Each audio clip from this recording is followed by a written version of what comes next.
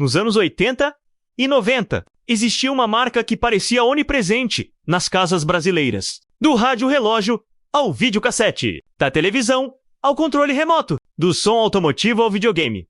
Em algum canto da sua casa, havia uma etiqueta com esse nome, Gradiente. Mas o mais curioso de tudo é que ela não era só uma marca. A Gradiente era símbolo de status. Quem tinha um som 3 em 1 da Gradiente era alguém que estava por cima. Nas reuniões de família, no Natal, nos álbuns de fotografia. Os aparelhos dessa empresa apareciam em destaque menos meio sem querer, mas dizendo muito. E se você cresceu naquela época, é quase certo que ouviu essa frase. Isso é Gradiente, é dos bons. A história começa lá em 1964, com um empresário chamado Eugênio Staub, em pleno regime militar. Ele decide apostar em um setor quase inexistente no Brasil, eletrônicos, enquanto os importados custavam uma fortuna e eram quase inacessíveis. Staub acreditava que o Brasil poderia fabricar seus próprios equipamentos. E ele tinha razão.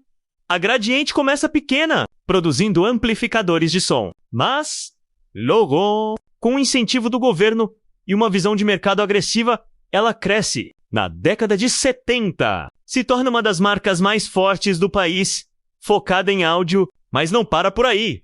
Firma parcerias com gigantes internacionais, como a japonesa Pioneer, e se transforma numa potência que vai além dos alto-falantes. Nos anos 80, ela surpreende o país ao lançar o primeiro videocassete nacional e mais, entra para o mundo dos games ao fabricar o Atari 2600, licenciado no Brasil, e depois o lendário Phantom System, um clone brasileiro do Nintendo. Sim, até nisso ela estava. Nos anos 90, vem o auge. A Gradiente não era só relevante, era sinônimo de qualidade. Seu nome brilhava nas vitrines das Casas Bahia, no som do vizinho, na TV da sala. E em 1997, ela dá mais um passo ousado. Entra no mercado de telefonia celular. E não entra tímida. Não.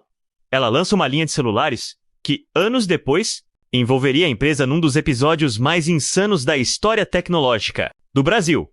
A polêmica com a Apple, pelo nome iPhone. Mas antes disso, algo começa a mudar. Lentamente, mas de forma perceptível, a tecnologia avança. O Brasil se abre para o mercado externo. Os produtos asiáticos começam a chegar com força. E a Gradiente, que antes dominava tudo, parece parada.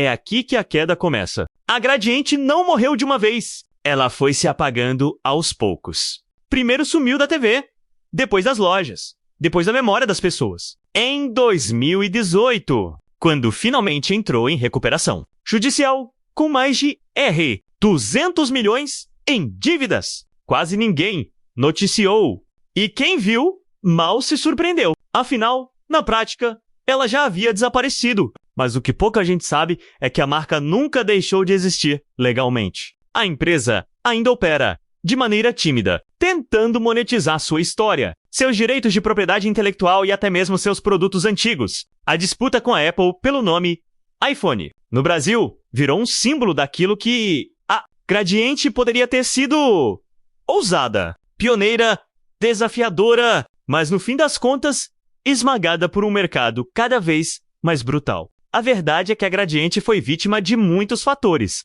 e também dos próprios erros. Não conseguiu acompanhar a velocidade da inovação global. Hesitou na hora de se reinventar e apostou alto em segmentos que exigiam fôlego que ela já não tinha. O mercado mudou, e ela não mudou junto. E quando tentou voltar, o tempo já tinha passado. Mesmo assim, para muita gente, o nome Gradiente ainda carrega um peso emocional. Um tipo de saudade misturada com respeito, porque ela representa um Brasil que tentou fazer diferente, que ousou competir com um gigante, que fabricava tecnologia nacional, que estava nos melhores momentos da nossa infância, menos ou da infância dos nossos pais. E é justamente isso que faz essa história ser tão marcante. A Gradiente foi mais do que uma empresa. Foi um símbolo de um tempo em que o Brasil sonhava mais alto, com marcas que pareciam eternas. Hoje, a Gradiente é quase um fantasma corporativo. Um nome que ressurge de tempos em tempos nos tribunais,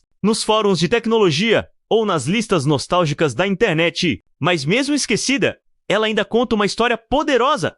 Menos de ascensão, glória, erro e queda. E talvez, só por isso, já valha ser lembrada. Se esse vídeo te fez lembrar de algum aparelho da Gradiente que marcou sua vida, comenta aqui embaixo. E se você quer ver mais histórias de marcas brasileiras que brilharam e depois desapareceram, deixa o like, se inscreve no canal e compartilha esse vídeo com alguém que também vai sentir essa nostalgia. Porque às vezes, tudo o que uma marca precisa para voltar a existir é ser lembrada.